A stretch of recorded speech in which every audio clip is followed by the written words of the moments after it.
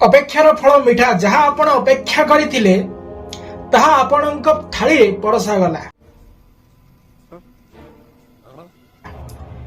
ଚାରିଧାମର ଗୋଟେ ଟିଜର ବା ଟ୍ରେଲର, ଚାରିଧାମର ଗୋଟେ ଟ୍ରେଲର ଆସିଗଲା, ଯାହାକି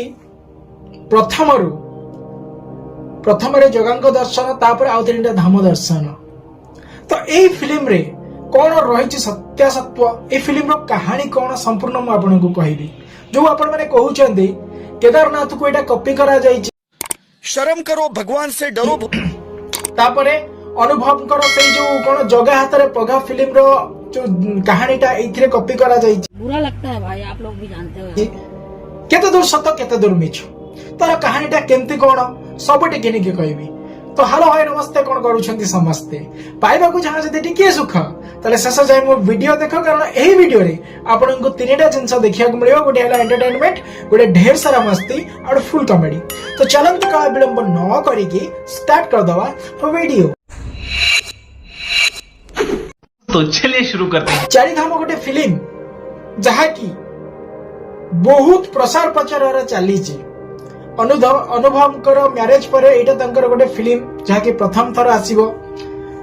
ତ ଆକୁ ବି ଜାଗୃତି ସପୋର୍ଟ କରୁଛନ୍ତି, ଆର ପ୍ରସାର ପ୍ରଚାର ବଢିଆ ସେ କରୁଛନ୍ତି। କିନ୍ତୁ କଥା ଉଠୁଛି କଣ, ଏଇ ଚାରିଧାମ ଫିଲ୍ମଟା ଯୋଉଥିରେ କି ଆକ୍ଟର୍ସ ମାନେ ଆଉ ଆକ୍ଟର୍ସ ଯୋଉଥିରେ କି କଳାକାର ମାନେ ହେଉଛନ୍ତି ଅନୁଭବ ମହାନ୍ତି, ଅନୁରାଧା ପାଣିଗ୍ରାହୀ, ସୁକାନ୍ତ ରାଉତ, ତାପରେ ଆମର ମିଷ୍ଟର ଗୁଲୁଆ, କାଳିଆ ଷଣ୍ଢ, ତ ଅଶୋକ ସାର୍, ଏଇଥିରେ ବହୁତ କିଛି ଅଛନ୍ତି।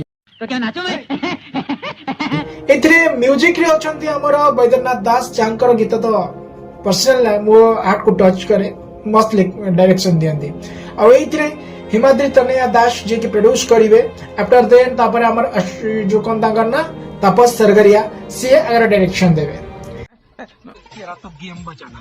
ତ ଯାହା ବି ହଉ, ଚାରିଧାମର ଗୀତଟା ଗୋଟେ ହଉଛି ଆପଣ ଶୁଣିଥିବେ, ଯୋଉଟା କି କ୍ରିକେଟ ବର୍ତ୍ତମାନ ସୁପର ଡୁପର ହିଟ୍ ଚାଲିଛି। ଆଉ ବାପା ମାଙ୍କ ଉପରେ ଗୀତ, ବାପା ମା ତମେ ମୋର ଚାରିଧାମ, ଯାହାକି କ୍ରିଷ୍ଣା ସାରଙ୍କୁ ଚାନ୍ସ ଦିଆଯାଇଛି ଏଇ ଫିଲ୍ମରେ ଗାଇବାକୁ, ଯିଏକି ଅବହେଳିତ ଥିଲେ।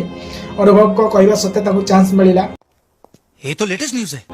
କିନ୍ତୁ ଆମେ ଆଜି ଆଲୋଚନା କରିବା ଗୋଟିଏ ପୁଅ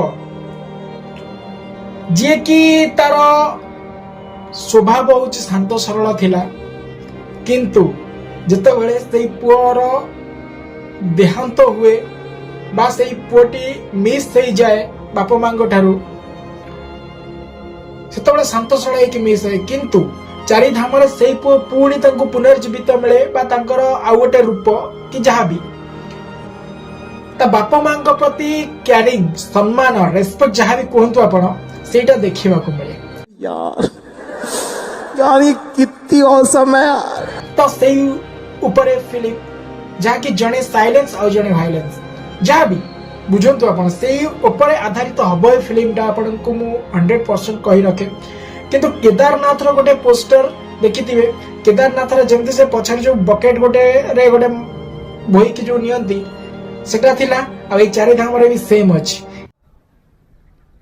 bye bye tata good bye गया। କିଛି ଲୋକ କୁହନ୍ତି ସେଇ ଫିଲ୍ମକୁ ଏଇଟାରେ କପି କରାଯାଇଛି, ଆଉ କିଛି ଲୋକ କୁହନ୍ତି ସେଇ ଯୋଉ ଆମ ଯୋଉ କଣ ଜଗା ହାତରେ ପଘା ଅନୁଭବ ମହାନ୍ତି ଆଉ ଝିଲିକ ଭଟ୍ଟାଚାର୍ଯ୍ୟଙ୍କର ଥିଲା, ସେଇ ଫିଲ୍ମକୁ ପୁଣି ଯେମିତି ଆମର କଣ ଗଙ୍ଗା ଯମୁନା ଥିଲା, ତାକୁ ଆପଣ ତାପରେ ଏମାନେ କଣ କଲେ, ଥ୍ୟାଙ୍କ ୟୁ ଭଗବାନ ନା କଣ ଗୋଟେ କଲେ, ସେ ଫିଲ୍ମଟା ସେଇଭଳିଆ କାଳେ କରିଛନ୍ତି। हमको सिखा रिया है। ତାପରେ ହଉଛି ଏଇ ଜିନିଷକୁ ଓଡିଆ ଇଣ୍ଡଷ୍ଟ୍ରି ସେତେବେଳେ କପି କରୁଥିଲା, ଏବେ ଯଦି କପି କରିବେ ତାହେଲେ ଅନୁଭବ ମହାନ୍ତି ଜାଣି ସାରିଛନ୍ତି ବୋଉ ବୁଟୁ ଭୂତର ଅପୂର୍ବ ସଫଳତା ପରେ ସିଏ ଆଉ ସେ କପି ଫିଲ୍ମ କାଳେ କରିବେନି ବୋଲି କହିଛନ୍ତି। ତ ଆମେ ଏଇ ଆଗରୁ ଭବିଷ୍ୟତବାଣୀ କହିଦେଲେ କିଛି ହବନି। ତ ଆମେ ସେ ଫିଲ୍ମକୁ ପ୍ରଥମେ ଦେଖିବା, ତାପରେ କୋଉଟା ସତ କୋଉଟା ମିଛ ଜଣା ପଡିବ। କାରଣ ଯଦି ଅନୁଭବ ମହାନ୍ତି ଏଇଟା କପି କରିଥାନ୍ତେ, କପି କରିଥିବେ, ତାପରେ ତାଙ୍କର ଛକି ଶୂନ ଆସୁଛି, ରାବଣ ଆସୁଛି, ବହୁତ ସାରା ଫିଲ୍ମ ଆସୁଛି, ଲୋକ ଅନୁଭବ ମହାନ୍ତିଙ୍କୁ ମୁହଁ ମୋଡିଦେବେ, ପୁଣି ସେଇ ବାବୁସାନ ମହାଣ୍ଡିଆ ହେଇଯିବେ।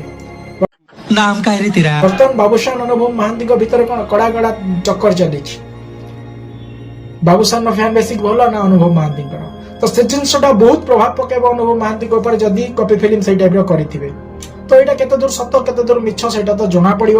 କିନ୍ତୁ ଆପଣଙ୍କୁ ମୋର ରିକ୍ୱେଷ୍ଟ, चारि धाम को आपण जांतु देखिबा पे केमती कोन हेछि निहाती आपण मत देबे और आपणकर फेवरेट के अनुभव ना बाबूशा निहाती कहबे और जो गीत केरकेरा आपण केरकेरा सॉन्ग केते थरो सुनी सारलेनी और केरकेरा गीतर को पार्ट आपण को भल लागुची और मिस्टर गुलुआ तो आदर अछंती चर्चा लगेइबे कॉमेडी रे आफ्टर देन तंकर कोन मांके को कॉमेडी आपण को केमती लागे जो छोटो छुआटा तो थैंक यू सो मच जदि मो वीडियो भल लागुची प्लीज लाइक शेयर सब्सक्राइब निहाती करिवे और जल्दी जल्दी टिके 5 के लगाइ देबे जय जगन्नाथ बे सुनी पारिबे तो तले सुन ना तासु संत किंतु नुहि मुहि शांत त मु पछरे लागि तो करि देबी मुक्त त रामकर चला मोहि हनुमान भक्त त भल पाई भल मोहि गार पाई सक्त त क्यों फेस देखि मोर भाभी बनी शांत सत सिना एई पारे नुहि मुहि शांत